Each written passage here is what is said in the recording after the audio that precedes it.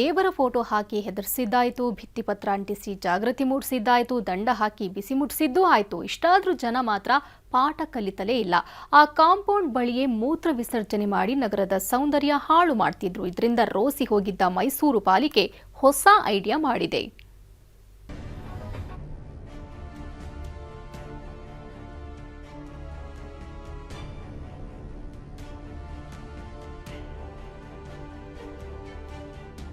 ವಿಶಾಲವಾದ ರಸ್ತೆಗಳು, ಟ್ರಾಫಿಕ್ ಕಿರಿಕಿರಿ ಇಲ್ಲದ ರೋಡ್ಗಳು, ಶಾಂತಿ ನೆಮ್ಮದಿಯ ನಗರ ಅಂದ್ರೆ ಅದು ಮೈಸೂರು. ಕ್ಲೀನ್ ಸಿಟಿಯನ್ನು ಹೆಗ್ಗಳಿಕೆಯನ್ನು ಹೊಂದಿದೆ.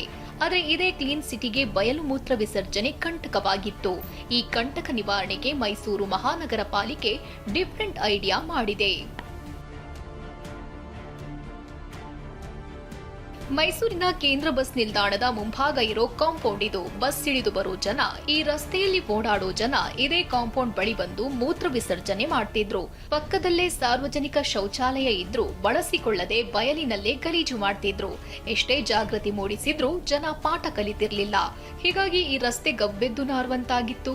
ಇದೇ ಬಯಲು ಮೂತ್ರ ವಿಸರ್ಜನೆಗೆ ಅಂತ್ಯವಾಡಲು ನಿರ್ಧರಿಸಿದ ಪಾಲಿಕೆ ಮಿರರ್ ಐಡಿಯಾ ಮಾಡಿದೆ. ಸಾಂಸ್ಕೃತಿಕ ನಗರಿ ಮೈಸೂರು. ನಾನೀಗ ಮೈಸೂರಿನ ಗ್ರಾಮಾಂತರ ಬಸ್ ನಿಲ್ದಾಣದ ಎದುರು ಭಾಗದಲ್ಲಿದ್ದೇನೆ.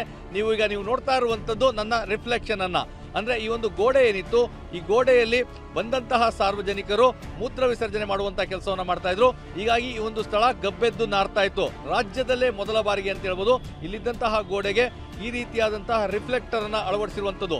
ಈ ರೀತಿ ರಿಫ್ಲೆಕ್ಟರ್ ನ ಅಳವಡಿಸಿರೋ ಕಾರಣಕ್ಕಾಗಿ ನಮ್ಮ ಪ್ರತಿಬಿಂಬ ಅಲ್ಲಿ ಕಾಣ್ತದೆ. ನಾನು ಅದರ ಮುಂಭಾಗದಲ್ಲಿ ನಿಂತರೆ ನನ್ನ ಒಂದು ಪ್ರತಿಬಿಂಬ ಅದರಲ್ಲಿ ಕಾಣೋದ್ರಿಂದಾಗಿ ಮೂತ್ರ ವಿಸರ್ಜನೆ ಮಾಡುವವರಿಗೆ ಒಂದು ರೀತಿಯಂತಹ ಮುಜುಗರ ಆಗ್ತದೆ.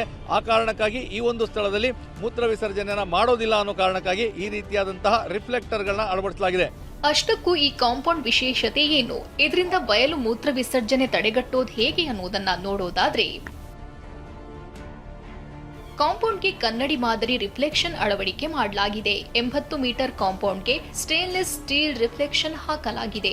ಯಾರಾದ್ರೂ ಕಾಂಪೌಂಡ್ ಮುಂದೆ ನಿಂತ್ರೆ ಕನ್ನಡಿ ಮಾದರಿ ಪ್ರತಿಬಿಂಬ ಕಾಣುತ್ತೆ. ಇಲ್ಲಿ ನಿಲ್ಲೋರು ಹಿಂಬದಿಯವರಿಗೂ ಕಾಣ್ತಾರೆ.